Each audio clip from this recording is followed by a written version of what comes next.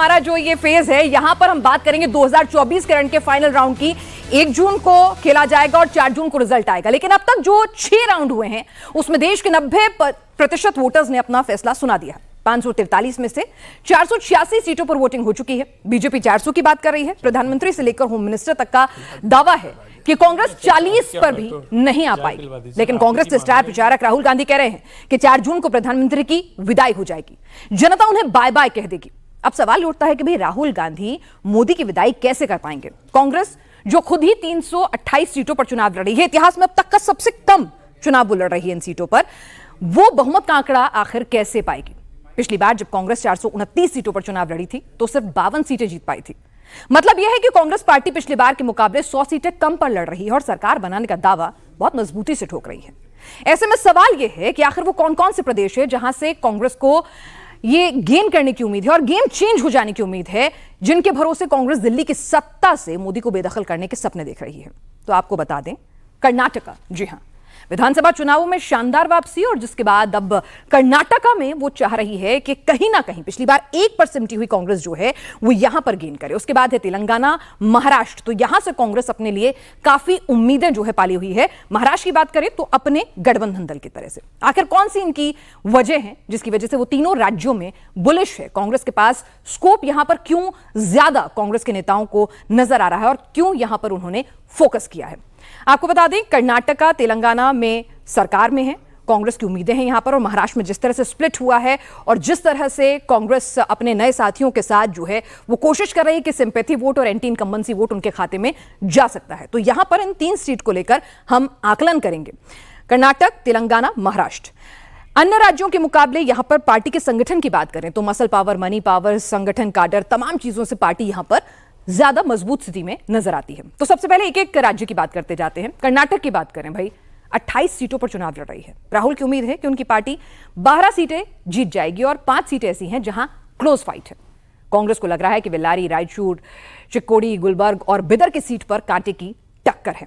तो क्या वाकई में 1 से 10 से ऊपर का आंकड़ा यहां कांग्रेस जो है वो पार कर सकती है? इसको समझने की कोशिश करेंगे और हमारे जो एक्सपर्ट पैनल हैं उनकी नजर में यहां पर क्या स्थितियां बनती हुई नजर आ रही हैं ये भी जानने की कोशिश करेंगे। बेल्लारी, रायचूर, चिक्कोडी और मेरे पास भी कुछ अन्य सीटें हैं जिन पर कहा जा रहा है कि वहां पर भी कांग्रेस को एडवांटेज है, क्योंकि SC/ST वोट बैंक जो है वो जिस तरह से थोड़ा नाराज चल रहा है, भले ही वो लागू नहीं हो पाया हो फैसला, लेकिन उसके बावजूद भी जो नाराजगी है वो तमाम चीजें और मुस्लिम फैक्टर जो कॉम्बिनेशन है वो शायद मुश्किलें जो है थोड़ी खड़ी कर देगा। अब हम बात करते हैं किस तरह से यहां पर स्थितियां बनती हुई नजर आ रही हैं। कांग्रेस ने 2009 में 6 सीटें, 14 में 9, 2019 में सबसे शर्मनाक प्रदर्शन 1 सीट रही थी। तो 2024 की अगर बात करें तो क्या अब तक का सर्वश्रेष्ठ प्रदर्शन जिसकी उम्मीद लगाए हुए राहुल गांधी और कांग्रेस बैठे हुए हैं, क्या ऐसा हो सकता है? डबल डिजिट में कर्नाटक में नंबर आ सकते हैं, इस पर हम चर्चा करेंगे। साथ ही हम आपको बता दें, कांग्रेस 28 सीटों पर चुनाव लड़ रही है। राहुल की उम्मीदें हैं कि 12 सीटें आएंगी और क्लोज फाइट 5 सीटों पर है। तो कहीं भी यह मामला हो सकता है। तो राशिद जी, आपसे शुरुआत करूं, आपको भी क्या राहुल की उम्मीदों में कुछ दमखम नजर आता है या फिर जैसे इलेक्शन के लिए रैलियों में बड़े बड़े दावे कर दिए जाते हैं वही है? जी देखिए, दावे बिल्कुल किए जाते हैं और किए जा रहे हैं। हमें वहाँ की जमीनी स्थिति देखनी चाहिए। कर्नाटक एक ऐसा राज्य है जहाँ के ऊपर एक तरफ जैसे हम बात करते हैं नरेंद्र मोदी की पर्सनैलिटी की, नरेंद्र मोदी की गारंटी की, उनका प्रूवन ट्रैक रिकॉर्ड।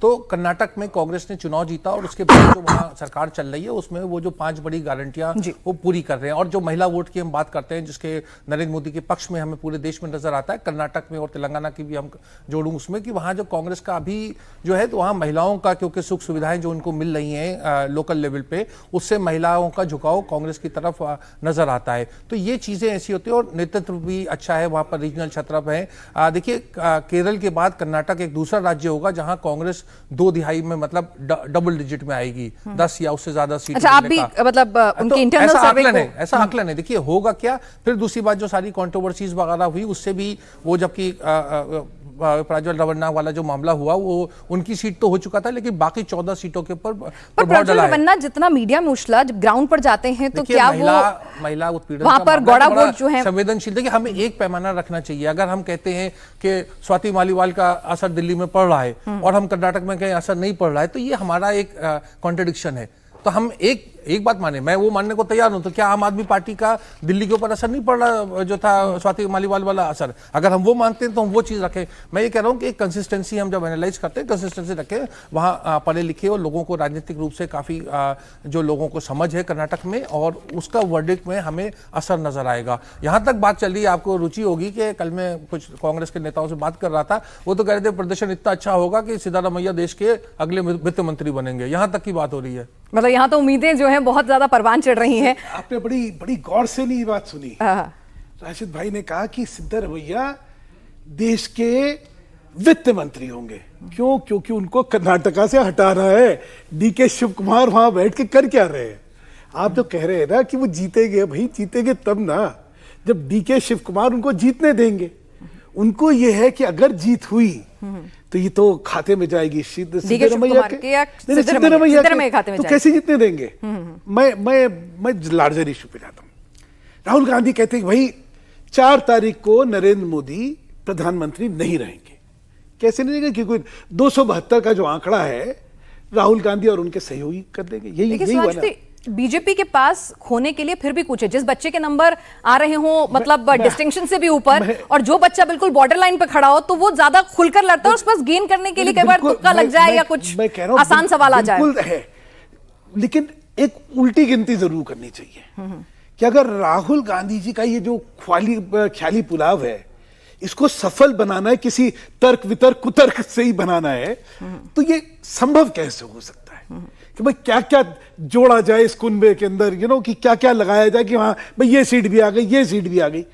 तो महाराष्ट्र आपने कहा, कर्नाटक की बात कर लेते हैं। आप देखिए, बैंगलोर रूरल, चित्रदुर्गा, दावनागरे, ये जमाम हम लोग ने भी मतलब बातचीत करी वहां पर। तमाम जो रिपोर्टर्स हैं ग्राउंड पर जो मौजूद हैं लोग हैं, तो उन्होंने भी कहा बेलगावी, बेल्लारी, तुमकुर, ये तमाम जो सीट्स हैं उन पर इंटरनल जो नाराजगी है। कई जगह ऐसी भी है जहां पर विधायक जो है वो सपोर्ट नहीं कर रहा है। एक जगह तो स्टेज पे ही विधायक ने पैर पड़ के कहा था कि भाई इसको टिकट ना दो। तो इस तरह की स्थितियां भी उत्पन्न हो रही हैं। प्लस SC/ST रिजर्वेशन और 5 गारंटी की बात जो राशिद जी ने कही, तो क्लोज फाइट तो कम से कम कर्नाटक में आपको दिखती होगी। कर्नाटका में देखिए, भाजपा 25 सीटें भाजपा के पास थी और 26 पे लड़ रही है। 2 लड़ रही है वो JDS के साथ। पिछले विधानसभा के चुनाव में एक चीज याद रखनी चाहिए कि JDS अलग थी, भाजपा अलग थी और कांग्रेस अलग थी, और उसमें कांग्रेस का प्रदर्शन अच्छा रहा, क्योंकि वोट विभाजन की राजनीति एक बहुत महत्वपूर्ण राजनीति हिंदुस्तान में। यहां लोकसभा में वोट विभाजित नहीं हो रहा है। वो कलिंगा का वोट नहीं विभाजित हो रहा है। लिंगायत वोट जिसको कि विभाजित करने की कोशिशें हो रही थी, वो नहीं हो रहा है। इस वजह से जो 25 सीटें हैं भाजपा की, उसमें मैं नहीं कहता कि उसमें घाटा नहीं होगा।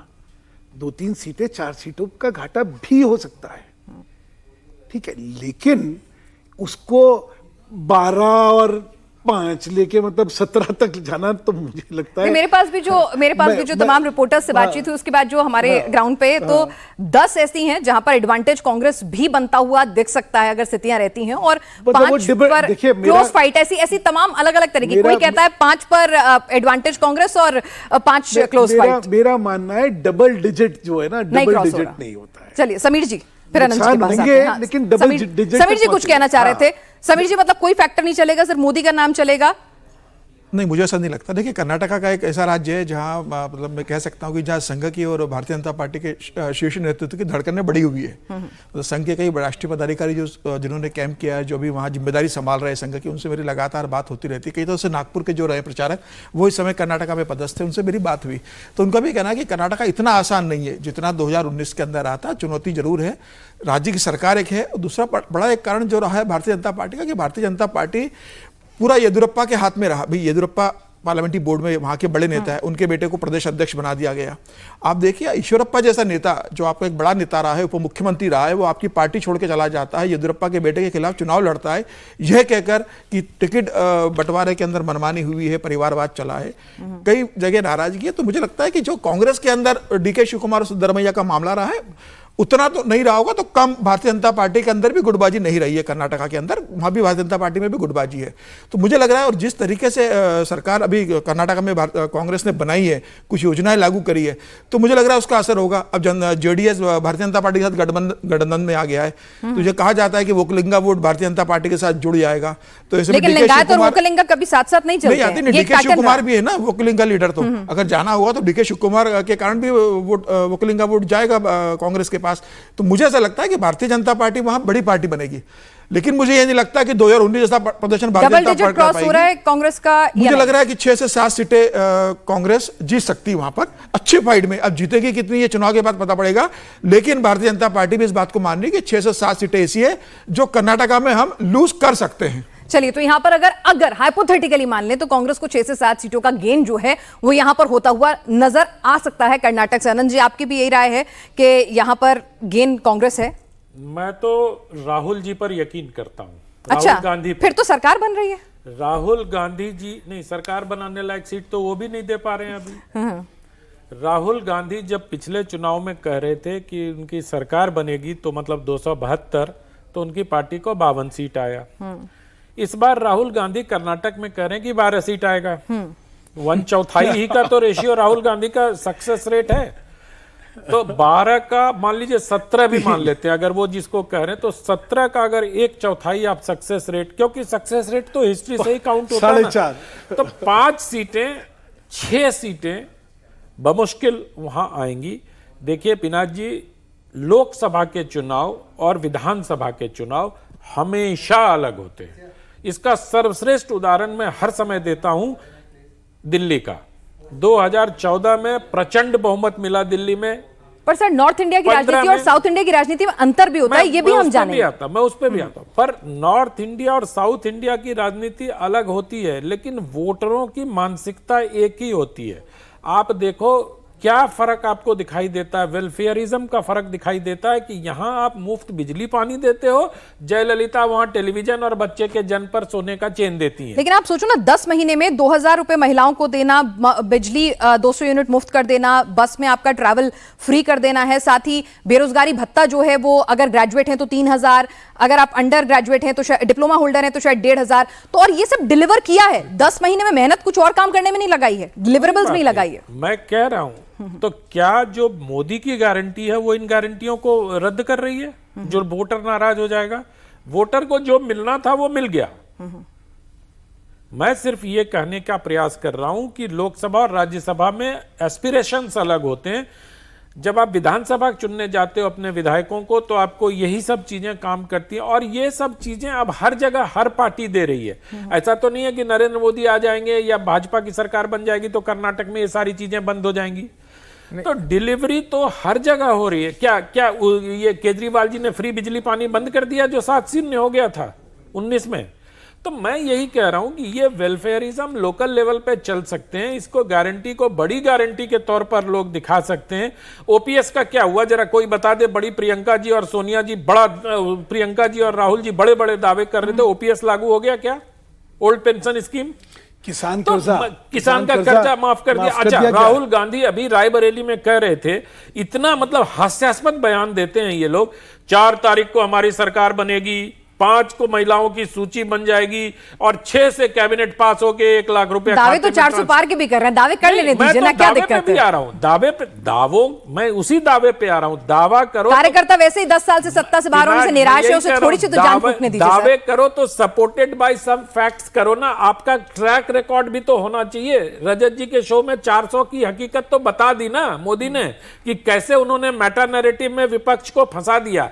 कल को अगर नरेंद्र मोदी को 395 सीट भी आएगा तो विपक्ष कहेगा मैंने नरेंद्र मोदी को हरा दिया। तो ये जो मेटा नैरेटिव क्रिएट होता है ना, ये बड़ा एक मतलब सपोर्टेड बाय उसकी साख क्या है नेता की। तो अब आप देखो, अगर राहुल गांधी स्वयं इतनी गिरी हुई साख के बाद 12 सीट पे पहुंच रहे हैं, तो अब हमारा आकलन तो जाहिर तौर पर उनके ट्रैक रिकॉर्ड को देखते हुए उसके 1/4 पर ही जाके टिकेगा। तो 5-6 पे अभी तक हमारा स्कोर बोर्ड है। राशिद जी, वहां पर जिस तरह से कई सीटों पर मैं देख रही थी, SC/ST सीटें जो रिजर्व सीटें हैं खासतौर से, वहां अगर देखा जाए और अगर उसमें मुस्लिम वोटों को भी जोड़ लिया जाए और उसके बाद फिर आप अगर जो वोकालिंगा कम्युनिटी है उसके वोट्स क्लब कर लें, तो कई ऐसी सीटें हैं जहां पे बहुत टफ फाइट निकल कर आ रही है। जी बिल्कुल, आपने सही कहा। देखिए क्या होता है, एक बेस होता है और बेस के ऊपर अगर जिस तरह से 400 पार की बात हुई और उसको लेकर के संविधान के ऊपर जो एक प्रश्न रह गया कि क्या संविधान में कोई बड़ा व्यापक चेंज आएगा, और नैरेटिव की बात होती है। विपक्ष ने एक नैरेटिव बनाने की कोशिश की कि ये जो 400 पार की बात है, दरअसल इसमें आरक्षण और तमाम मामलों का रिव्यू होगा। वो बात हो सकता है बिल्कुल गलत हो, लेकिन राजनीति में हम देखते हैं कि बहुत सारी ऐसी बातें कही जाती हैं। कहने का तात्पर्य ये है कि वहां पर कांग्रेस को एक बेस मिला हुआ है। और भाजपा ने क्या किया, भाजपा एक तरफ तो रिजर्वेशन का विरोध कर रही है कि मुसलमानों को आर्थिक या सामाजिक आधार पर भी किसी तरीके का बेनिफिट नहीं मिलना चाहिए, और वही सरकार वहां के ऊपर दे रही है, मतलब देवेगौड़ा की सरकार। और जेडीएस, एस क्या है, मैं आपसे पूछूं, एस क्या है? एस क्या है? जेडीएस, एस नाम क्या है? सेकुलर।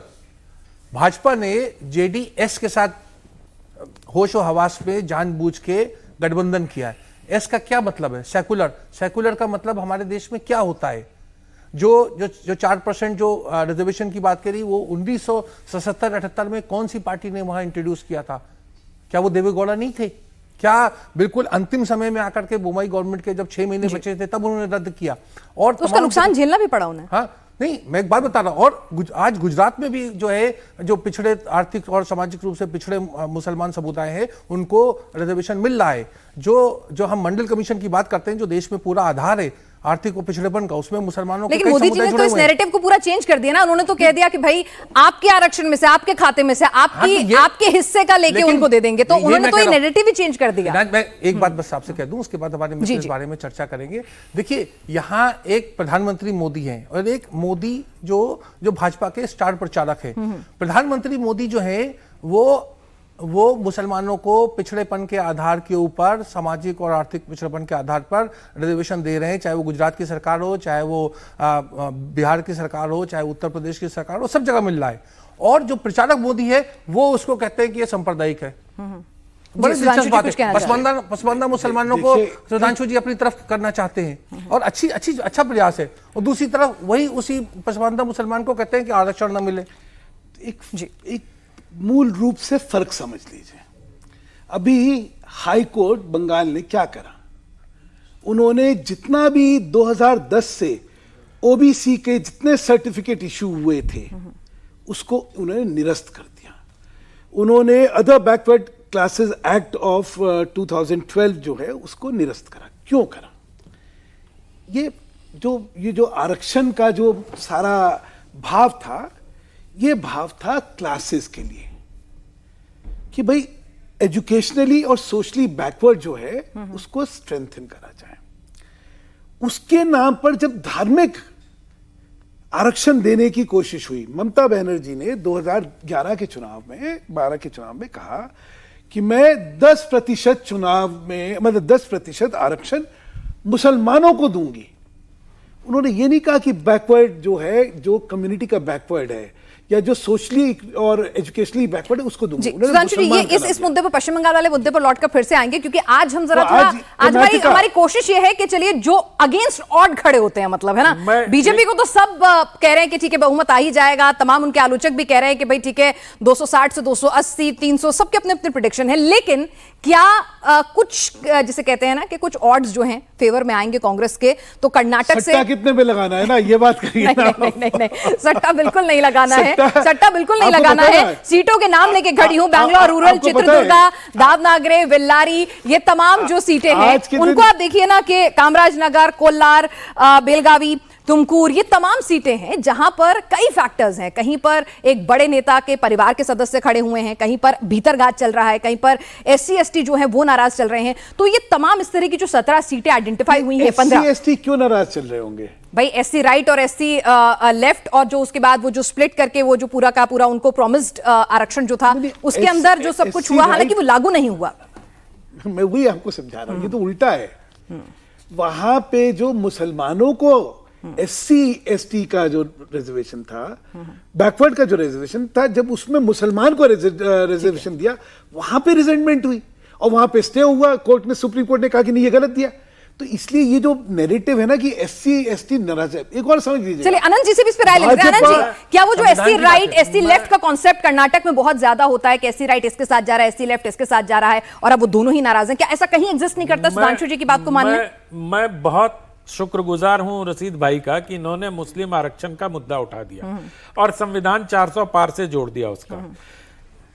आरक्षण देने के लिए संविधान की जरूरत है। कर्नाटक की बात कर लें थोड़ी सी, आज कोशिश कर लें कि मतलब कि कुछ दिलचस्पी, मतलब डन एंड डस्टेड टाइप का इलेक्शन ना रखें, थोड़ा मतलब देखें कि कुछ कहीं से कुछ लॉ निकलेगी और कुछ इंटरेस्टिंग होगा इस चुनाव में। आरक्षण का मुद्दा कर्नाटक को बहुत गहरे तक प्रभावित करता है, इसलिए 400 की आवश्यकता नहीं, और कांग्रेस ने इसको प्रूव किया।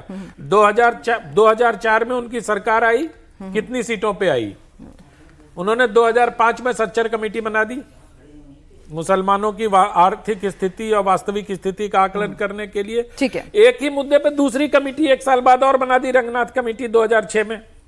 चलिए राशिद जी, एक छोटी सी टिप्पणी, उसके बाद मैं आप लोगों से फाइनल नहीं, स्कोर कार्ड ले लूंगी, क्योंकि महाराष्ट्र, तेलंगाना और आंध्र प्रदेश अभी बाकी है सर। उसके बाद समीर जी बहुत देर से अभी शांत है, महाराष्ट्र के मुद्दे पर वो उनका प्रेडिक्शन। जी चलिए बोलिए। सबसे कम बोला। अच्छा ठीक है आनंद जी बोलिए। मैं कह रहा हूं NCLM एक्ट में संशोधन करके 9000 शिक्षण संस्थानों में SC ST OBC और EWS का जो आरक्षण था, कांग्रेस पार्टी ने उसको खत्म कर दिया। किसी 400 पार की आवश्यकता नहीं पड़ी उनको, और इसका परिणाम भी उनको मिला उत्तर प्रदेश में। तो कर्नाटक में 400 पार संविधान खतरे में है, ये मुद्दा चलेगा राशिद जी? जी, देखिए जो आरक्षण की बात है, मैं बार बार कहूंगा उसका आधार आर्थिक बैकवर्डनेस है और सामाजिक बैकवर्डनेस है, सोशल और एजुकेशन, सोशल एजुकेशन। उसका कभी भी ये धर्म उसका ना बेसिस हो सकता है ना कुछ, जो बंगाल के नाम पे करा, ने भी इसीलिए कहा तो है है ना। उसके प्रोसेस के ऊपर वो प्रश्न उठाया कि उसकी जो कार्रवाई हुई थी, जिन समुदाय को जोड़ा गया उनको ठीक से नहीं जोड़ा गया। बात सबसे बड़ी बात ये आती है कि कांग्रेस को अब कोसना बंद करना चाहिए, क्योंकि 10 साल हो चुके हैं। अगर कहीं के ऊपर कोई किसी तरह की विसंगति है तो उसको दूर करना चाहिए। अगर कोई अलीगढ़ मुस्लिम विश्वविद्यालय जो है वो SC ST को रिजर्वेशन नहीं दे रहा है, तो क्या सरकार को क्या चीज आ रही है जो रुकावट है, जो कर रहे हैं, जो 10 साल से कर रहे हैं? चल रहा है ना सर, अदालत में चल रहा है। ऑर्डिनेंस ले आते हैं आप 370, नहीं ये बड़ा अजीब यूनिवर्सिटीज के लिए भी ऑर्डिनेंस आए सर, बिल्कुल आ सकता है, मतलब आ तो सकता है, लेकिन इन चीजों के लिए भी ऑर्डिनेंस लाना शुरू करें। सरकार 370 को खत्म कर सकती है, जो सरकार 370 को खत्म कर सकती है, वो सरकार इतनी बेबस और लाचार है एक सेंट्रल यूनिवर्सिटी के सामने, क्या तर्क है? चलिए तो जनता क्या समझेगी, कर्नाटक का फाइनल टैली ले लेते हैं कि कर्नाटक में क्या मौजूदा सरकार होने का फायदा, DK शिव कुमार और काडर और मसल मनी पावर होने का फायदा क्या कर्नाटक में कांग्रेस को मिल रहा है? कांग्रेस का जो खाता है वो 52 से ऊपर क्या कर्नाटक से बढ़ सकता है? कितने नंबर? फाइनल टैली मतलब अगर मैं आपसे कहूं अंदाज़ा कि जो आकलन जो सी वोटर ने, वो बहुत सारी सर्वे एजेंसीज ने किया है, मुझे लगता है कि आपकी कांग्रेस जो है वो 75 पार हो जाएगी। बस 75 पार? बस से कहना तो ये तो राजनीति पढ़ता होगा, उसका सही जवाब देता, आप मुझसे पूछिए तो मैं 50% का ग्रोथ। चलिए ठीक है 50। अच्छा ये बताइए कि कर्नाटक से कितनी सीटों की उम्मीद लगा लें? कर्नाटक से 5-6? जी मुझे लगता है कि कर्नाटक में कांग्रेस ऐसी स्थिति में है कि जो वहां पर 28 सीटें, उसमें से आधी सीटें जीतने में सक्षम है। ठीक है सर, आप आनंद सर। पिनाज, मुझे लगता है कि मैंने अपनी प्रेडिक्शन कर दिया था। कांग्रेस पार्टी को वहां, मैं राहुल गांधी के साथ हमेशा खड़ा रहता हूं, और राहुल गांधी के आकलन के हिसाब से कांग्रेस पार्टी को वहां 5 से 6 सीटें मिल जाएं तो गनीमत है। बीजेपी कंफर्टेबली 22-23 सीटें ले। ठीक है सुधांशु जी। वही 5 तक पहुंच जाए तो गनीमत मानी है। समीर जी। देखिए मेरा कर्नाटक को लेकर यह आकलन है कि वहाँ कांग्रेस 6 से 7 सीटों पे बहुत अच्छी फाइट में है, लेकिन भारतीय जनता पार्टी कम मार्जिन से सीटें उसमें से जीतेगी। मुझे लग रहा है कांग्रेस क्लोज फाइट में बीजेपी निकाल लेगी। अब मुझे लग रहा है भारतीय जनता पार्टी जीतेगी, और कर्नाटक चलिए आप सबको एवरेज आउट भी कर दूं तो भी 10 मुश्किल नहीं पहुंच पाएंगे। को दे सकता हूं कि 3 से 4 सीटें कांग्रेस कर्नाटक में जीतेगी। अगर मैं राशिद जी का दिल खोल के जो सीटें दी और आपने जो कंजूसी से दी हैं उनसे सबको एवरेज आउट भी कर दूंगी तो भी 10 नहीं बैठेगा। पार्टी का पूर्व अध्यक्ष ही 12 दे रहा है, तो चलिए ठीक है 5 पे क्लोज फाइट की बात भी कर रहा है। तो चलिए यहां पर कर्नाटक की बात हो गई है। कर्नाटक से बहुत ज्यादा खुशखबरी नहीं आ रही है, 5 से 6 सीट कह रहे हैं हमारे तमाम एक्सपर्ट निकल कर आ सकती हैं। कर्नाटक के अलावा अगर कांग्रेस को कहीं से सबसे ज्यादा उम्मीद है तो वह महाराष्ट्र, अपने दम पर नहीं बल्कि अपने साथियों के दम पर, जहां लोकसभा की 48 सीटें हैं। पिछली बार बीजेपी और शिवसेना ने मिलकर 41 सीटें जीती थी। कांग्रेस के हिस्से में 1 सीट और शरद पवार की पार्टी 4 सीट जीत पाई थी। लेकिन इस बार का चुनाव पिछली बार से अलग है, क्योंकि उद्धव और शरद पवार दोनों की पार्टी टूट चुकी है। दोनों से अलग हुआ धड़ा बीजेपी के साथ चला गया और एनडीए का हिस्सा बन गया। तो वहीं उद्धव और शरद कांग्रेस के साथ मिलकर चुनाव लड़ रहे हैं। इसलिए कांग्रेस को लग रहा है कि वो महाराष्ट्र में इस बार इंडी अलायंस के जरिए कमाल कर पाएगी। दावे क्या क्या हैं जरा वो सुन लीजिए, उसके बाद ग्राउंड जीरो से क्या खबर आ रही है और क्या हमारे तमाम पैनल कह रहे हैं वो बताएंगे। महाराष्ट्र में तो बहुत ही मजबूत है। मैं समझता हूँ 48 में सीट, यहाँ पर 48 सीट में कम से कम हमको 46 तक मिलेंगे, ऐसी एक हवा है और जनता खुद बोल रही है। इस बार मैं ये नहीं कहूँगा कि वो जीरो पे रहेंगे, कुछ ना कुछ उनको मिलेगा जो बागी लोग हैं, लेकिन हमारी जो गठबंधन की पार्टियां हैं वो मैक्सिमम सीट लेकर वो बीजेपी को हराएगी। तो कांग्रेस के अध्यक्ष दावा कर रहे हैं कि उनका अलायंस महाराष्ट्र में 48 में से 46 सीटें जीतेगा। भाई 2 कौन सी छोड़ गई ये भी पता करूंगी मैं अभी। कांग्रेस यहां 17 सीटों पर चुनाव लड़ रही है। राहुल को उम्मीद है कि 17 में से 8 सीटें जीतेंगे। भाई राहुल ही खुद ही हार रहे हैं, मैच नहीं कर रहा है खुद ही अपने आपस में। बीजेपी 15 सीटों पर कांग्रेस के खिलाफ मैदान में है, जिसमें 4 सीट पर क्लोज फाइट है। इसमें से नॉर्थ सेंट्रल, मुंबई, कोल्हापुर, सोलापुर और अमरावती की सीटें आ रही हैं। तो हमारे जो खास मेहमान हैं क्या वो भी इसी बात से इत्तेफाक रखते हैं? क्योंकि महाराष्ट्र सबसे ज्यादा उलझा हुआ है मेरे ख्याल से, पोलस्टर्स के लिए भी, पत्रकारों के लिए भी और हम एंकर्स के लिए भी, कि भाई उद्धव गुट, शिंदे गुट, शरद पवार, अजीत, शरद पवार, एनसीपी। तो आप ग्राउंड जीरो से अगर देखें तो जो वोट स्प्लिट हो रहा है उसका एडवांटेज किसको मिल रहा है? देखिए, अगर मैं ये चुनाव महाराष्ट्र का ऐसा पहला चुनाव हो रहा है कि जिसमें मतलब जो अभी तक जो ट्रेडिशन चला हुआ था कि भारतीय जनता पार्टी और शिवसेना मिलकर लड़ती थी, कांग्रेस और राष्ट्रवादी मिलकर चुनाव लड़ती थी, अब राष्ट्रवादी भी टूट चुकी है और शिवसेना भी टूट चुकी है। भारतीय जनता पार्टी के साथ मुझे लग रहा है कि भारतीय जनता पार्टी को खुद के लिए कोई समस्या नहीं महाराष्ट्र के अंदर। भारतीय जनता पार्टी का कैडर भी भारतीय जनता पार्टी के साथ जुड़ा हुआ है और भारतीय जनता पार्टी के जो वोटर्स है वो भारतीय जनता पार्टी के साथ जुड़े हुए। जो समस्या आ रही है वो शिवसेना की आ रही है कि शिवसेना के वोटर्स जो है अब ये देख रहे हैं कि भाई जिस एरिया में एकनाथ शिंदे, ठाणे का एरिया है, कल्याण का एरिया है, वहाँ एकनाथ शिंदे मजबूत है तो वहाँ एकनाथ शिंदे को बेनिफिट मिलेगा। भारतीय जनता पार्टी का भी वहाँ बहुत बड़ा आधार है, उसका फायदा एकनाथ शिंदे को मिलेगा। उद्धव ठाकरे का जो मेन मुंबई का मराठी माणूस है, जो उसकी शाखा है जो मेन मुंबई से, वहाँ उद्धव ठाकरे को बेनिफिट मिलेगा। शरद पवार को अपनी एक घर की सीट बारामती में मिलेगा। कांग्रेस, लेकिन फडणवीस तो कह रहे हैं कि बारामती की सीट गारंटीड उनके पास आ रही है।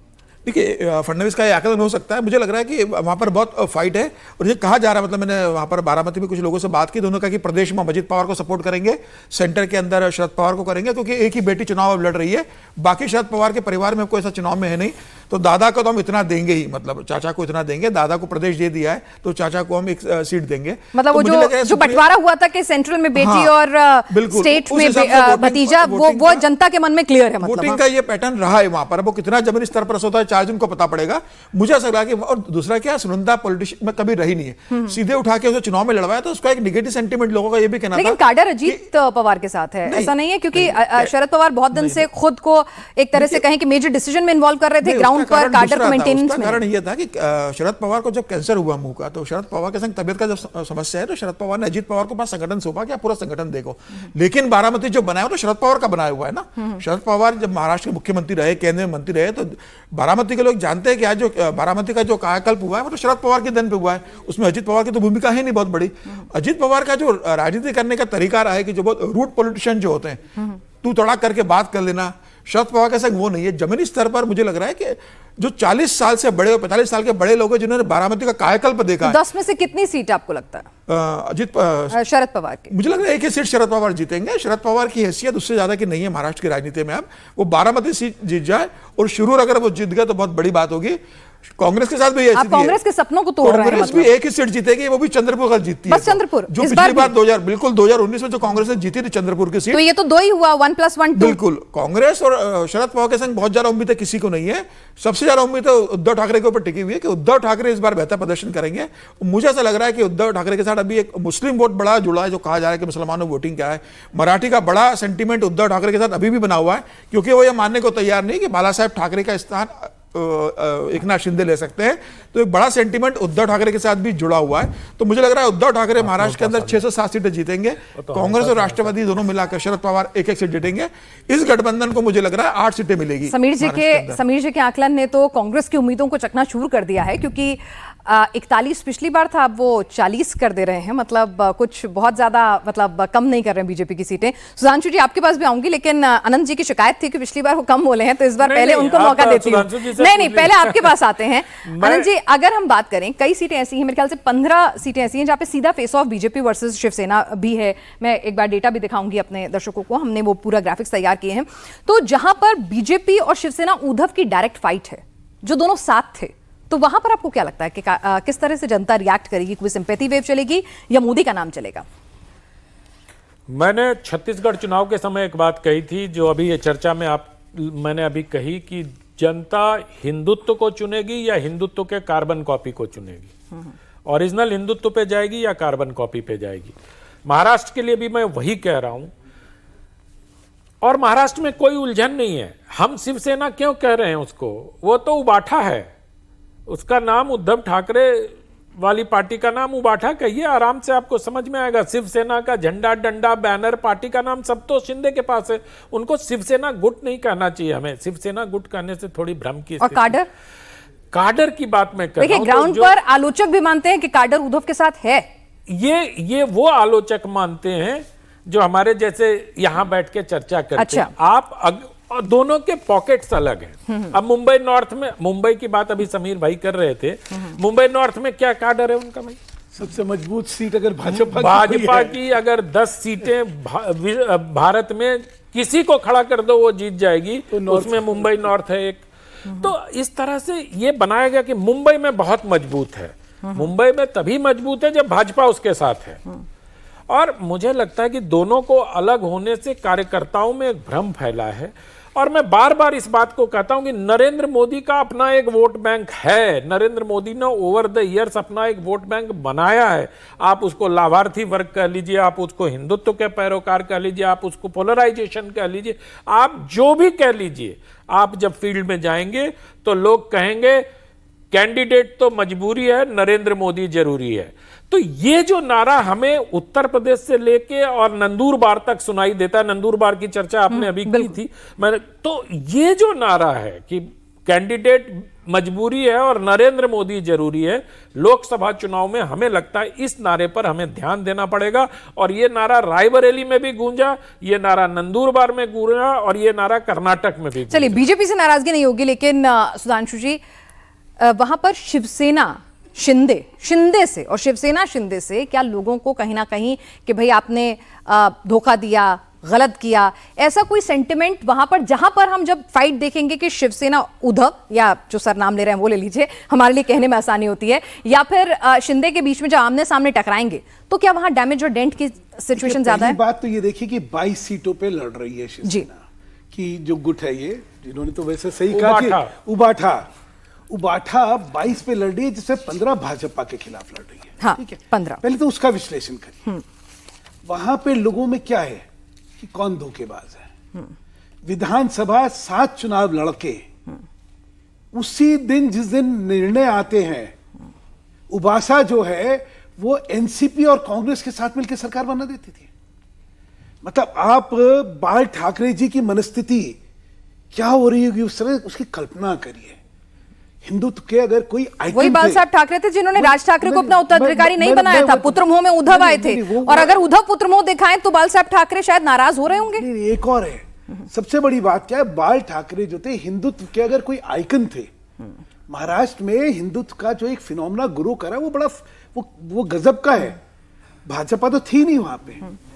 आपने बताया कि 75 में जो है शिवसेना कांग्रेस के समर्थन के लिए बनी थी जी। इमरजेंसी में कांग्रेस को मजबूत करने के लिए बनी थी, सेना कहलाती थी। वहां से एक हिंदुत्व के आधार पर दोनों पार्टियां कहां पहुंची, सरकार में आई, सत्ता में आई, और अब तो सत्ताधारी है। 22 सीटों में 15 सीटें, मैं नाम भी लेना भूल गया हूं, वो उबासा जो उबाठा। इसको ऐसे याद करिए, उद्धव बाल ठाकरे, इसका इनिशियल है उबाठा। आज जो 15 सीटों पर लड़ रही है, वहां पे चुनाव में लोगों में घृणा है, क्योंकि उनको लगता है कि अगर बाल ठाकरे के साथ किसी ने अन्याय करा, बाला साहब के बेटे को नकली बेटा कहने पर कोई नाराजगी नहीं होगी। बाला साहब के अरमानों को अगर किसी एक आदमी ने कुचला, तो वो उद्धव ठाकरे ने उतरा, वो कांग्रेस के साथ चला गया। वो मुसलमान की राजनीति करने लगा। बाल साहब ठाकरे के अगर आप सारे वीडियो देखें, वो कहते हैं जिस दिन मैं ये कल्पना कर लूं कि कांग्रेस के साथ जाऊंगा तो मैं बंद कर दूंगा शिवसेना। वो बेटा लालच में सत्ता के बाला साहब ठाकरे तो थे कि वो उन्होंने कभी कहा मैं। चलिए सुधांशु जी, आपको ये पिक्चर दिख रही है, लेकिन जरा राशिद जी से दूसरी पिक्चर भी समझने की कोशिश करते हैं कि जिस तरह से सर पिक्चर दिखा रहे हैं तो उस हिसाब से तो मतलब वहां उम्मीदें लगानी छोड़ देनी चाहिए कांग्रेस को। देखिए हम जब बात करते हैं तो हम एक चश्मे से एक चीज को देखें, अगर हम उसको दूसरे तरीके से देखें तो बिल्कुल उसकी तस्वीर अलग नजर आती है। बाला साहब ठाकरे ने 1980 में इंदिरा गांधी का समर्थन किया, बाला साहब ठाकरे ने इमरजेंसी का समर्थन किया। बाला साहब ठाकरे जो थे वो संघ परिवार से नहीं जुड़े हुए थे, वो उनकी कोई आइडियोलॉजिकल बैकग्राउंड नहीं थी, वो एंटी कम्युनिस्ट थे, एंटी दक्षिण भारत हुए, एंटी मुस्लिम हुए, उनके राजनीतिक जीवन में बड़े उतार चढ़ाव आए। आज हम जब एक कहते हैं हम किसी राजनीतिक दल को या उसके जो टूट होती है उसके एक धड़े को हम तिरस्कार के भाव से देखते हैं, मुझे लगता है वो उचित नहीं है। क्योंकि जब इंदिरा गांधी, आपको याद होगा 1969 स्प्लिट हुआ तो जो पुरानी कांग्रेस है, कांग्रेस ओ कहलाती थी, कांग्रेस ऑर्गेनाइजेशन, लेकिन उसका अस्तित्व खत्म हो गया। इसी तरीके से 1977 में जब फिर कांग्रेस की एक स्प्लिट हुई तो 2/3 कांग्रेस जन छोड़ के चले गए थे और कांग्रेस आई कहने लगे, लोग मजाक भी उड़ाते थे, आई गई सब चीजें बातें थी। लेकिन इंदिरा गांधी ने अपने आप को उसको जमाया। जब एमजीआर के निधन हुआ तो जानकी रामचंद्रन मुख्यमंत्री बनी थी और चुनाव उनको जो उसकी विरासत जो थी AIADMK की मिली थी, लेकिन जयललिता ने उसको ध्वस्त कर दिया। तो अभी हम थोड़ा सा इंतजार करें, देखिए चुनाव में क्या होता है। आप तो अपने तर्क में हमारी बात का समर्थन कर रहे हैं। अब आने वाले समय में देखिए, लेकिन आपने एक शब्द का इस्तेमाल किया राशिद जी, जमाया, मेहनत करी। लोगों की नाराजगी है कि एक अपॉर्चुनिटी थी आपके पास, एक प्लेट में रखकर एक अपॉर्चुनिटी आई थी, आप आखिर दिन तक ये तय नहीं कर पाए किसको लड़ाना है, किसको सीट देनी है, ये सब तुम्हारे खाते में नहीं। उसके बाद आपने ग्राउंड पर भी, मैं क्योंकि ग्राउंड रिपोर्टिंग मैंने महाराष्ट्र की नहीं की है, लेकिन इस तरह के आरोप भी उद्धव पर लगे हैं कि ग्राउंड में पेनिट्रेशन उस तरह से नहीं किया जिस तरह से उन्हें अपनी पार्टी को रिवाइवल के लिए करना चाहिए था। क्या ऐसा है? नहीं, मुझे नहीं लगता, और मैं इसका कोई बहुत ज्यादा महत्व भी नहीं देता हूं। देखिए, ये पूरी उद्धव ठाकरे की साख जो है दांव पे लगी है। हमारे मित्र कहते रहते हैं कि लोग जो वोट देने जाते हैं तो एक वो भावनाओं के प्रवाह में वोट देते हैं। भावनाएं जो है वो शरद पवार और उद्धव ठाकरे के साथ है। मुझे लगता है कि महाराष्ट्र में बड़ा रद्दोबदल होगा और 25 से 30 सीटें जो है गठबंधन जीतेगा। चलिए, आप 25 से 30, सर ये तो बहुत ज्यादा। देवेंद्र फडणवीस कह रहे हैं कि 41 से ज्यादा। उतना तो वो क्या कहते हैं, शरद पवार भी नहीं कह रहे, वो भी 50-50 कह रहे हैं, अप टू 50%। हाँ, 50-50 कह रहे हैं। आपने तो मतलब 25 ही कह रहे हैं, 48 का तो 24 ही होता है। चलो 24 कह रहे हैं, मान लो। ठीक है, तो चलिए सर, अगर एक बार हाइपोथेटिकली हम ये मान भी लेते हैं कि ये क्लोज फाइट है, 50-50 की फाइट है, जैसे कि राशिद जी भी कह रहे हैं, शरद पवार भी कह रहे हैं, तो समीर जी, क्योंकि आप महाराष्ट्र को बहुत बेहतर तरीके से समझते हैं, कौन सी वो सीटें हैं जहां पर आपको लगता है कि अगर मामला क्लोज फाइट में आता है तो दिक्कत हो सकती है, फंस सकती हैं जो सीटें? तो मुंबई की 3 सीटें उद्धव ठाकरे जीतेंगे, मुझे लगता है। दक्षिण मुंबई अरविंद सावंत जीतेगा, अरविंद सावंत जीतेंगे, वहां से एकनाथ शिंदे कैंडिडेट दिया है। राहुल शेवाले मुझे लगता है वहां से हारेंगे। मुझे लग रहा है जो पूनम महाजन की सीटें वहां पर वर्षा गायकवाड़ बहुत अच्छा, पर वर्षा गायकवाड़ भी तो बाहर ही, क्योंकि वो शायद साउथ मुंबई से वहां पर आई हैं। वर्षा गायकवाड़ को अच्छा लाया गया कि तो सीट खाते में दूसरे में शिफ्ट हो गई। उनके कम्युनिटी का वोट बैंक, बड़ा वोट बैंक वहां पर, दलित बड़ा है, मुस्लिम बड़ा वोट बैंक है वहां पर। तो वर्षा गायकवाड़ तो 26/11 के आरोपी को मतलब फांसी की तख्त ले जाने वाला वकील नहीं पसंद आएगा? नहीं, पाकिस्तान जनता पार्टी का ग्राउंड है, इसमें कोई दो राय नहीं है। प्रधानमंत्री मोदी की लोकप्रियता वहां पर, इसमें कोई दो राय नहीं। भारतीय जनता पार्टी का संगठन है, संघ का वहां पर काम है, लेकिन कैडर के अंदर यह रहता है ना कि भाई ऐसी क्या मजबूरी थी कि आपको सीधे ऊपर से लाकर बिठाना पड़ा। पूनम महाजन का टिकट क्यों काटा? ठीक है भाई, इतना अच्छा उसने 2014 में काम किया, 2019 में किया, तो पार्टी ने टिकट क्यों काटा? मनोज कोटा का टिकट आपने क्यों काटा? आपने कोचेटा को दिया, क्योंकि कारण होना चाहिए ना काटने का। और आपने काटा तो आप किसी कार्यकर्ता को दे देते, आप कार्यकर्ता को नहीं दे रहे हो, आप उनको लेकर आ रहे हो। जबकि उन्होंने कह चुके थे कि उन्होंने, मैं आपको अंदर की बात बता रहा हूं, उन्होंने चुनाव लड़ने से पहले मना किया था। उन्होंने कहा था मुझे राज्यसभा भेजिए। आप अशोक चौहान जो जमीन का नेता, आप उसे राज्यसभा भेज देते हैं। आप अशोक चौहान को चुनाव नहीं लड़वाते, आप अशोक चौहान को चुनाव लड़वाते, उसकी जगह आप किसी वकील को राज्यसभा भेज देते। मतलब जो चुनाव लड़ने के लिए इंटरेस्टेड नहीं था, उससे कहते नहीं आपको चुनाव लड़ना है। तो मुझे लगता है कि वहां अच्छे कैंडिडेट को आप टिकट काट रहे हो और पैराशूट से लेकर आ रहे हो, तो कार्यकर्ताओं में बात जाती है कि भाई हम जमीनी स्तर पर काम कर रहे हैं, हम इतनी मेहनत कर रहे हैं। अगर आप किसी उम्मीदवार का टिकट काट रहे हो तो कार्यकर्ता को टिकट दीजिए ना। कार्यकर्ता क्या करेगा? जिंदगी भर दरी बिछाते रहेगा क्या? कि कोई भी वकील दरी आएगा, बिछाने कोई का भी काम तो खिलाड़ी, औरों से करवाया कोई खिलाड़ी जाता है ना। गौतम गंभीर आके दक्षिण ईस्ट दिल्ली से चुनाव लड़ देगा। तो मेरा ये कहना है कि जब भारतीय जनता पार्टी इतनी मजबूत है, प्रधानमंत्री मोदी का इतना नाम है, संगठन इतना मजबूत है, तो कार्यकर्ता आधारित पार्टी को अपने कार्यकर्ताओं को आगे बढ़ाना चाहिए। चलिए सर, महाराष्ट्र में इतनी थोड़ी निर्भरता दिलचस्पी दूसरे आप लोगों कह पर रहे नहीं रहना हैं कि चाहिए। यहाँ पर महाराष्ट्र को लेकर है, स्प्लिट ओपिनियन है, तो जरा एक एक सीट आप गिनवा रहे थे, तो उस पर जरा लौटते हैं कि आपने कहा कि मुंबई की 3 सीटें, बिल्कुल ठीक है, उसके अलावा अमरावती फंसी हुई लगती है आपको? अमरावती नवनीत राणा की सिर्फ फंसी हुई क्योंकि वहां जो एकनाथ शिंदे के जो नेता वहां से टिकट चाह रहे थे, आनंदरा वड़सूल, उनको टिकट मिला नहीं, उन्होंने वहां बहुत भितरघात किया। और बेसिकली क्या है, अमरावती में नवनीत राणा बनाम सारी पार्टियां थी, वो निर्दलीय थी इसके पहले, एनसीपी और कांग्रेस के सपोर्ट से जीती थी वो। बिल्कुल। और भारतीय जनता पार्टी से भी उसको वहां पर पंगा चलता रहा है, लेकिन अमरावती राणा और उसके हस्बैंड जो निर्दलीय विधायक है वहां से, उनका एक अच्छा ग्राउंड है वहां पर। अब भारतीय जनता पार्टी का संगठन भी जुड़ गया है, तो नवनीत राणा वहां जीत जाएगी, इसमें कोई दो राय नहीं है। और कोल्हापुर और सोलापुर भी हम लोग यहाँ टफ फाइट में दिखा रहे हैं। कोल्हापुर मुझे लग रहा है कि वहां से एक अच्छा टिकट दिया है, मतलब शिवाजी के वंशज को जो टिकट दिया वहां पर, कोल्हापुर भारतीय जनता पार्टी वो सीट हारेगी, मुझे ऐसा लग रहा है कोल्हापुर सीट हारेगी। मुझे लग रहा है कि 2-3 और ऐसी सीटें जो भारतीय जनता पार्टी आ सकती है। कल्याण से कपिल पाटिल हार सकते हैं चुनाव, कल्याण की जो सीटें, वहां से कपिल पाटिल हार सकते हैं। तो ऐसी कई सीटें जहां पर अब इस बार क्या मतदान बहुत अलग तरीके से होगा, मतलब अब कैडर बेस्ड मतदान नहीं होगा। कई ऐसे लोगों के जो इसलिए मतदान करेंगे कि हमें उद्धव ठाकरे को वोट देना है, गलत हुआ है। कुछ लोग इसलिए वोट करेंगे कि नहीं, लोकसभा का चुनाव प्रधानमंत्री मोदी को देना है, कोई जाति के आधार पर करेगा।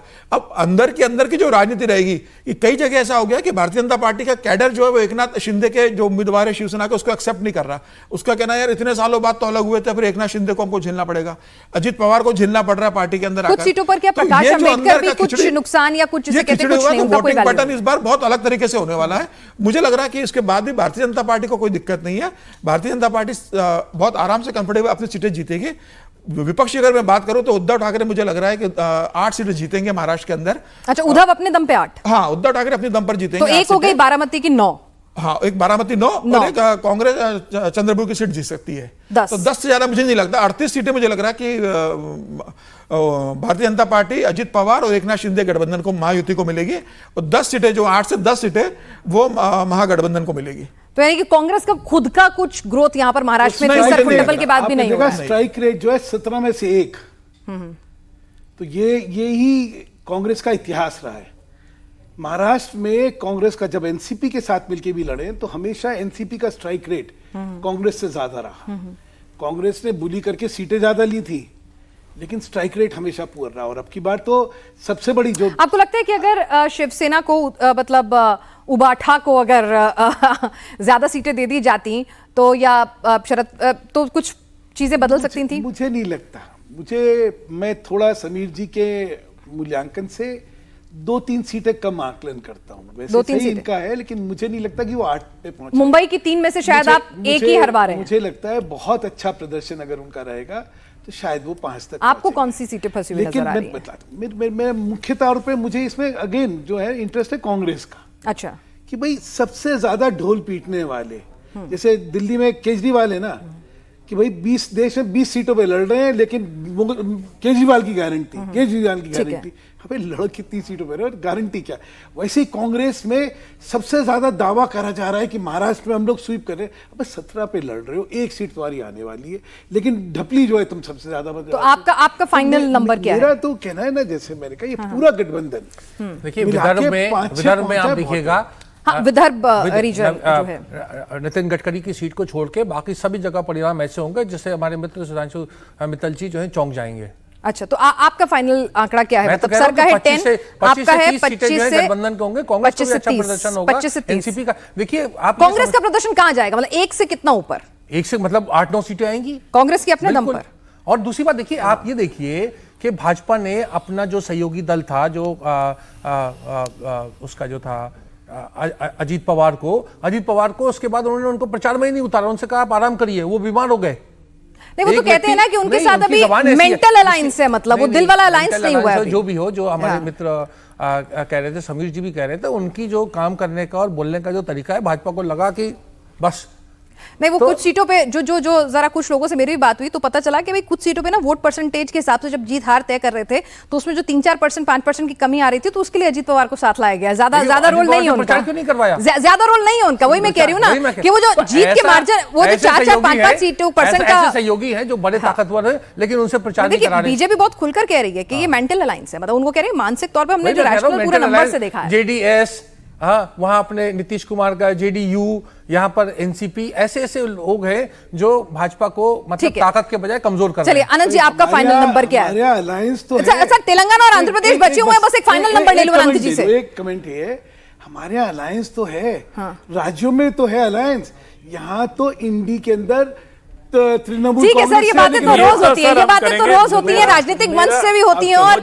सोशल मीडिया पे भरा रहता है। फाइनल नंबर आपका? मैं पिनाज आपके प्रश्न का उत्तर अभी कुछ देर पहले रशीद भाई ने कहा था कि ख्वाहिश को खबर बना रहे हैं, तो ये भी ख्वाहिश को खबर बना रहे हैं महाराष्ट्र में। मुझे लगता है महाराष्ट्र में बीजेपी का कुछ भी स्टेक पे नहीं है। बीजेपी जितनी सीटें लड़ रही थी उतनी, जितनी सीटें उनके पास थी एग्जिस्टिंग, उतनी ही रहेंगी। शरद पवार बड़े लोकल नेता हैं, क्षमा करिएगा मैं ये बात कह रहा हूं, कभी होंगे राष्ट्रीय नेता, लेकिन अब शरद पवार एक खास इलाके के, छोटे से इलाके के एक नेता हैं।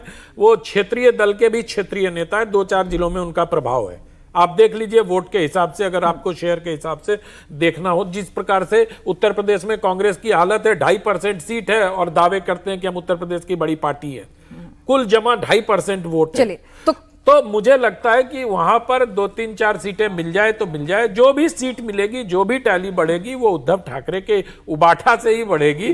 और कांग्रेस पार्टी एक सीट, जो समीर भाई कह रहे हैं, मैं उनसे बिल्कुल सहमत हूं, वही सीटें मिलेगी वहां। बीजेपी को वहां किसी प्रकार का फाइनल नंबर आपका कितना मान लूं? 7, 10 कितना? किसका? इंडिया अलायंस का, महाराष्ट्र के लिए, महागठबंधन का। महागठबंधन को मुझे लगता है कि 6 से 7 6। चलिए 6 आपकी, 7, 10 और सर दे रहे हैं दिल खोल के 25-30। तो ठीक है, 4 तारीख को असली नतीजे आएंगे, 1 तारीख को एग्जिट पोल आएगा, आप ट्यून इन रहिएगा, तब एक बार फिर से हमारे पैनल से हम लोग बातचीत करेंगे। लेकिन अब आगे बढ़ते हैं और बात तेलंगाना की कर लेते हैं। तेलंगाना से भी बहुत उम्मीदें हैं, क्योंकि तेलंगाना में कुछ महीने पहले विधानसभा चुनाव हुए थे जिसमें कांग्रेस पार्टी को प्रचंड बहुमत मिला था। अब तक अजय समझे जाने वाले केसीआर को सत्ता से बेदखल कर दिया गया। राहुल गांधी ने भी तेलंगाना में जोर शोर से प्रचार किया है। चुनाव से पहले तो सोनिया गांधी को भी तेलंगाना से चुनाव लड़ने का ऑफर आया था। वहां कांग्रेस पार्टी इस बार 17 सीटों पर चुनाव लड़ रही है, जिसमें से राहुल को 10 सीट जीतने की उम्मीद है और 5 सीटों पर क्लोज फाइट की बात राहुल कर रहे हैं। पिछली बार राहुल की पार्टी को यहां 3 सीटें मिली थी, यानी कांग्रेस के पास इस बार पूरा स्कोप नजर आ रहा है राहुल का। तो राहुल का दावा है 10 सीटें, क्लोज फाइट 5 सीटों पर।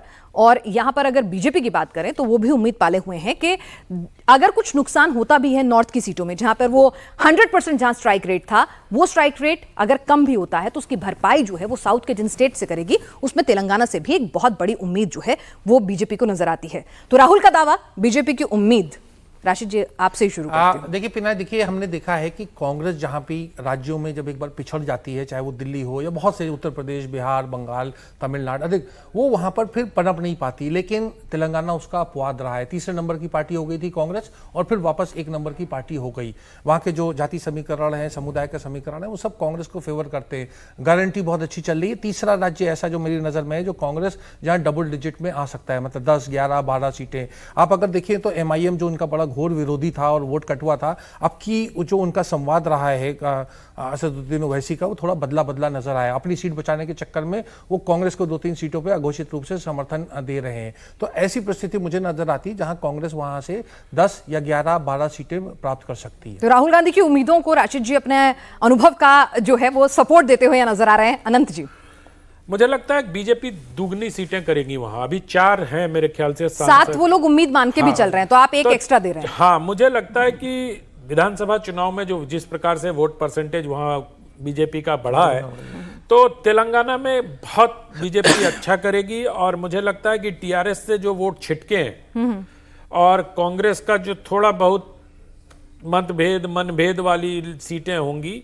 और कांग्रेस में तो देखिए, कांग्रेस की ताकत या कांग्रेस की कमजोरी उसकी पार्टी का अंतरकलह भी होता है जी। बहुत सारे लोग रेवन्ना को भी, वो रेवंत रेड्डी यहाँ बहुत गड़बड़ हो जाएगी सर, बहुत गड़बड़ हो जाएगा वो तो, मतलब बहुत ही गड़बड़ हो जाएगा। इसलिए रेवंत रेड्डी को जो लोग नहीं देखना चाहते हैं वो भीतरघात देखिए भी ये करेंगे। उम्मीद जो है ना रेवंत रेड्डी की उस बयान ने जगाई है कि 125 अगर कांग्रेस को आ गई, कि बीजेपी को तो सरकार बनाने के लिए 272 चाहिए, लेकिन कांग्रेस को अगर 125 भी आ गई ना तो फिर सरकार हिल मुझे जाएगी। लगता है कि आप अगर हिस्टोरिकली देखें तो जब दोनों ये एक साथ आंध्र प्रदेश हुआ करते थे तो आंध्र प्रदेश में जिसका बहुमत होता था केंद्र में सरकार बना लेती थी। वो वाईएसआर ने ये कारनामा करके दिखाया था एक आध बार, मुझे लगता है।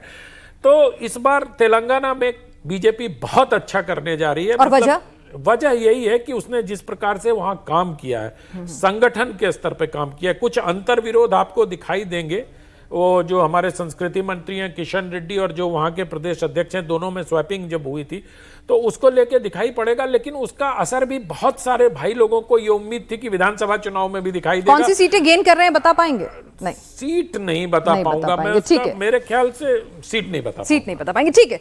सुधांशु जी, ये क्या है कि जो सारा टीआरएस के खिलाफ जो एंटी इनकम्बेंसी का माहौल बनाया था वो संजय बंटी ने बनाया था, जो प्रदेश अध्यक्ष थे। क्या होता है कि जब एक पार्टी के प्रति लोगों में आक्रोश आ जाता है, रूलिंग पार्टी थी, आक्रोश आ गया, तो उसके खिलाफ जो माहौल बना वो तो भाजपा ने बनाया। लेकिन संजय बंटी वहां से निकाल के वो प्रदेश केंद्र में आ गए थे, तो जो वो पॉलिटिकल वैक्यूम था वो बाय डिफॉल्ट कांग्रेस के पास गया। कांग्रेस ने उसके लिए कोई मेहनत नहीं करी थी, रेड्डी जी ने कुछ नहीं करा था। मतलब इसीलिए अगर आपको ध्यान होगा किसी को था ही नहीं कि कांग्रेस जीत सकती है यहाँ पे। क्यों? क्योंकि उनका कोई कंट्रीब्यूशन नहीं था। वो वहां पे लड़ाई, जैसे आज अन्नामलाई ने तमिलनाडु में लड़ाई लड़की, वैसे ही संजय बंटी ने लड़ रखी थी। और ये पॉलिटिकल जो चेंज था वो उसके थे। एनीवे, तो बाय डिफॉल्ट कांग्रेस को आ गया, लेकिन कांग्रेस के प्रति लगाव नहीं था। वो तो टीआरएस को हटाना था, तो विकल्प कांग्रेस ने की कर दी है। इस समय भाजपा क्यों वहां पे ग्रो? कांग्रेस को बिल्कुल भी क्रेडिट नहीं देना। मैं एक सीन खत्म कर दूं, बस एक सीन। हमारी 4 सीटें हैं, एक नेचुरल वहां पे हमारा एक प्रभाव है। और पिछले पिछले 4 हमारा साल नहीं, बीजेपी का। हाँ, सॉरी, आप हमारे राजनीतिक विश्लेषक हैं। पुरानी आदतें आप हमारे राजनीतिक विश्लेषक हैं। पुरानी मोहब्बत है, पुरानी आदतें जाते जाते नहीं सर, मोहब्बत बोलिए, पुरानी मोहब्बत है, जाते जाते जाएगी। तो भाजपा का वहां पे अपना एक प्रभाव है। और जो पिछले 5 साल का वहां पे संघर्ष रहा, और जो रहा लोकसभा में, उसका बहुत फायदा मिलने वाला है। भाजपा का वहां पे कम से कम 8 सीट का पहुंचना लाजमी है। चलिए 8 और सर तो अभी 12 सीटें कांग्रेस के खाते में। आप सर? देखिए, मुझे लगता है कि तेलंगाना में अगर भारतीय जनता पार्टी विधानसभा चुनाव के पहले के कविता को, जिस तरीके से आरोप लगाए गए थे के कविता के ऊपर, अगर भारतीय जनता पार्टी या केंद्र सरकार ईडी उसे अरेस्ट कर लेती तो मुझे लग रहा है उस समय अगर अरेस्ट होती तो उसका फायदा भारतीय जनता पार्टी को तेलंगाना के चुनाव में मिलता। अच्छा। चूंकि भारतीय जनता पार्टी ने किया नहीं, उसका बेनिफिट पूरा कांग्रेस के पास चला गया। मुझे ऐसा लगता है कि वहां पर एक जहीराबाद की सीट है जो भारतीय जनता पार्टी इस बार जीतने जा रही है। और भारतीय जनता पार्टी ने टिकट डिस्ट्रीब्यूशन बहुत स्मार्टली किया इस बार। जितने बीआरएस के जो कैंडिडेट थे उनको लाकर टिकट दिया है, जिनकी खुद की अपनी ताकत है वहां पर वोट बैंक लेने की, उसके साथ भारतीय जनता पार्टी का कैडर जुड़ रहा है। मुझे लग रहा है इस बार भारतीय जनता पार्टी वहां पर 8 सीट जीतने जा रही है। और जो सीटें बटेंगी भारतीय जनता पार्टी कांग्रेस से बटने वाली है। 8 भारतीय जनता पार्टी को मिलेगी, मुझे लगता है 7 से 8 सीटें कांग्रेस को मिलेगी, और एक सीट बीआरएस और एक इसको मिलेगी, 17 सीटों में से ओबीसी को मिलेगी। तो मुझे ओबीसी को जिता रहे हैं आप मतलब? हाँ, ओबीसी जीतेंगे, इसमें कोई दो राय नहीं है। वोट का मार्जिन कम होगा, उनकी जीत सुनिश्चित है। पर थोड़ा मेहनत करनी पड़ी है इस बार। हाँ, मेहनत तो अब डर एक तो है उनके पास। उन्होंने देख लिया कि राहुल गांधी अमेठी में हार सकते हैं, तो मैं भी हैदराबाद में हार सकता हूं। लेकिन वहां का जो जातिगत समीकरण है वहां पर, तो वो शायद उनके फेवर में ही है, तो हारने के चांसेस कम होंगे। बिल्कुल, वो सीट ऐसी है कि इतनी ज्यादा मुस्लिम डोमिनेट करते हैं वहां पर कि वो सीट उनके जीतना तय है। मुझे ऐसा लग रहा है कि माधी लता भी चुनाव बहुत अच्छा लड़ी वहां पर, इसमें उनको वोट अच्छा मिलेगा। मैं वहां पर ओबीसी की एक सीट दे रहा हूं हैदराबाद की, बीआरएस को एक सीट मिलेगी। बाकी मुझे लग रहा है जो सीटें हैं वो दोनों में बराबर बिठेगी। तो 8-7 का ही रहेगा। बहुत भारतीय जनता पार्टी और कांग्रेस में बहुत ज्यादा क्लोज कॉम्पिटिशन है वहां पर। एक तरफा लड़ाई किसी के लिए नहीं है। भारतीय जनता पार्टी भी 7 से 8 सीटें जीत सकती है और कांग्रेस भी 7 से 8 सीटें वहां जीतने की स्थिति में है। जी राशिद जी, आप कुछ कहना चाह रहे हैं? जी देखिए, जो वहाँ विधानसभा का चुनाव हुआ था, वहाँ आपको जान के हैरत होगी कि कोई भी मुस्लिम समाज का प्रतिनिधित्व नहीं हो पाया था कांग्रेस की तरफ से। जो कांग्रेस की 64 सीटें मिली, लेकिन उसमें कोई भी एक भी मुस्लिम एमएलए नहीं था। अब मुझे लगता है उस समुदाय में एक रियलाइजेशन हुआ कि वो जो उन्होंने बीआरएस के ऊपर दिया था या एमआईएम के प्रति जो रुझान था वो बदल रहा है।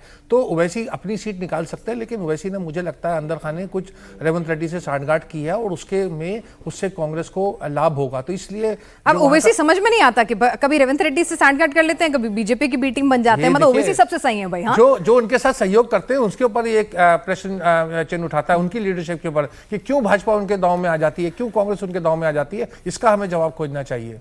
ठीक है, तो चलिए यहाँ पर तेलंगाना कम से कम एक ऐसा स्टेट है जहां पर मेरे चारों पैनलिस्ट जो हैं उनके जो आंकड़े हैं बहुत ज्यादा वेरी नहीं कर रहे हैं।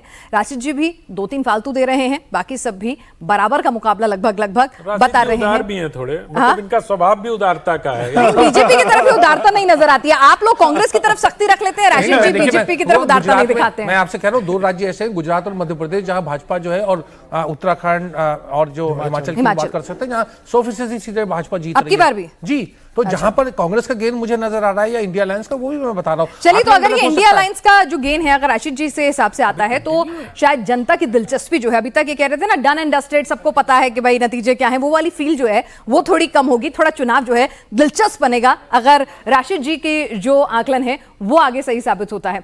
तो लगातार हम अपने दर्शकों को दिखा रहे हैं, महाराष्ट्र की हमने बात की है, हमने कर्नाटक की बात की है और तेलंगाना की बात की है। तो निश्चित तौर पर मेरा पैनल तो कम से कम यहां पर जो मौजूद जो चर्चा है उसमें बहुत ज्यादा स्कोप जो है यहां पर नजर नहीं आ रहा है। कांग्रेस के लिए उम्मीदें जो हैं वो नजर नहीं आ रही हैं। लेकिन कई आलोचक ये भी कह रहे हैं कि अगर अनंत जी आपसे पूछूं कि अगर 40 सीट भी कांग्रेस गेन करने में कामयाब हो जाती है, ठीक है, अब कहां से करेगी, अब अभी तो फिलहाल तो लग नहीं रहा था कि हो जाएगा, लेकिन चलिए हम राशिद जी के आकलन को सही मानते हैं। भाई 50 सीट मान हाँ, चलिए फिर तो 100 पार हो जाएगी। नहीं 100 नहीं, अच्छा गेन की बात कर रही हूं मैं। तो फिर जो है बड़ा सेंटर में जो सरकार है बड़ा ट्विस्ट हो जाएगा और बड़ा अच्छा हो जाएगा मामला, मतलब कहीं भी कुछ भी हो सकता है। आपको कुछ ऐसा लगता है? और वो 50 सीटें आती हुई दिखती हैं कहीं से? अगर 50 सीटें कांग्रेस को गेन होती हैं, अगर नहीं, पहले तो बताइए आती हुई दिखती भी हैं? नहीं, मुझे नहीं दिखती। नहीं दिखती है। मैक्सिमम अगर मैं कांग्रेस के लिए कहूं, कांग्रेस 50 दिल खोलिएगा एकदम पूरा दिल खोल दिया, हनुमान जी की तरह चीड़ के दिखा सकता हूं कि अंदर राम ही है। अच्छा, लेकिन अगर कितना भी चीर के दिखा दो आप, वो 50 सीट से बढ़ ही नहीं रहा है तो क्या करूं? आप तो घटा रहे हैं, 52 से 50 कर रहे हैं। मुझे 50 के हेरफेर में ही आ रहा है वो 50-52, क्योंकि अब बहुत जगह सीटें घट भी तो रही हैं। कहां घटा रहे हैं? अब मुझे लगता है किशनगंज वाली सीट में थोड़ा मुझे डाउट लग रहा है। तेजस्वी इतनी मेहनत कर रहे हैं, सारी उम्मीदें लगा के बैठे हैं वो लोग। तेजस्वी के अलावा कौन मेहनत कर रहा है आप बताओ? आरजेडी में तेजस्वी के अलावा कौन मेहनत कर रहा है? एक मुकेश सहनी उनके साथ दिखते हैं, जगदा बाबू वगैरह कहीं दिखाई दे रहे हैं? ठीक है समीर जी, देखिए मेरा कहना अगर कांग्रेस 50 से 52 सीटों पर रहती है, जैसे 2014 में बुरा प्रदर्शन रहा था, 2019 में बहुत बुरा प्रदर्शन रहा, अगर उसी को कांग्रेस कंटिन्यू करती है 2024 के अंदर भी कि विपक्ष में नेता बनने लायक सीटें भी अगर कांग्रेस को नहीं आती, तो आप ये तय मानना कि कर्नाटका, हिमाचल प्रदेश और तेलंगाना की तीनों सरकारें अगले 5 साल के अंदर गिर जाएंगी, 2 साल के अंदर ही गिर जाएंगी। अगर कांग्रेस अच्छी सीटें नहीं लाती है तो तीनों सरकारें गिर जाएंगी। मुझे लग रहा है तो हिमाचल में तो अभी 6 विधानसभा में के उपचुनाव भी हो रहे हैं जो तय करेंगे कि सरकार बनेगी कि नहीं बनेगी। अगर सरकार बच भी जाती है, चलिए राशिद जी, चलिए सरकार नहीं देश को मजबूत विपक्ष और नेता विपक्ष मिलेगा क्या सदन में? वही मैं आपको देखिए एक सीधा आकलन है, हो सकता है मेरे पैनलिस्ट उससे इत्तेफाक करें या ना, सीधा है कांग्रेस 50 या 50 से कम, भाजपा 350, मतलब गठबंधन जो है 350 पार हो जाएगा। और वो 400 की भी जो बात है वो है, कांग्रेस की सीटें 75 से ज्यादा आती है, 75 और 100 के बीच में रहती है, तो भाजपा 300 के अंदर होगी। और अगर कांग्रेस की 100 सीटें आ जाती हैं, 100 या उससे ज्यादा, तो भाजपा जो है वो 250 में ही सीमित रह जाएगी। ये मोटे मोटे तौर पे घोड़ा भाग है। बस सरकार बन रही है, मजबूत विपक्ष और नेता विपक्ष, आपको लगता है कि जनता क्या करेगी? ये नहीं, आपकी नजर में, मैं आपकी आकलन पे आगे बढ़ूं। मुझे लगता है कि भाजपा की सीटें कम हो रही है। अब कम कितनी कम होंगी? क्या 50 सीटें कम होंगी? क्या उससे कम होंगी? ये आने वाला समय बताएगा। मैं सिर्फ एक तर्क पूछना चाहता हूँ। चलिए एक बार मानते हैं सबकी जो एक बार दिल खोलते हैं, मतलब देश को मजबूत विपक्ष, सदन में अच्छी चर्चा, नेता विपक्ष देखे देखते हैं। एक बार ख्याली पुलाव भी तो पकाने हैं। सुनिए, मैं राशिद भाई की भी मानता हूँ, एक बार दिल खोल ले। चलिए दिल खोलिए। चलो कांग्रेस की आ गई 90 आ गई, तो क्या दिल खोल के भी 90? एक से चलो 90 95 ले लो, 100 चलो 100 ले लीजिए। और साथियों की भी तो होंगी, फिर तो दिक्कत हो जाएगी। मैं वही कह रहा हूँ, रुक जाइए ना, आप अपनी जल्दी नहीं पहुंचे। कांग्रेस की 100 आ गई, तो क्या? अच्छा साथियों की मिला लीजिए, कहां पहुंचेंगे तब भी? क्या सरकार बनाते हैं? सारी आप दिल खोल के लुटा दीजिए तब कहीं नहीं पहुंचते। तो 2 सत्य हैं देखिए, एक सत्य है कि सरकार जो है भाजपा की बनेगी, दूसरा सत्य नरेंद्र मोदी जो है वो प्रधानमंत्री बनेंगे।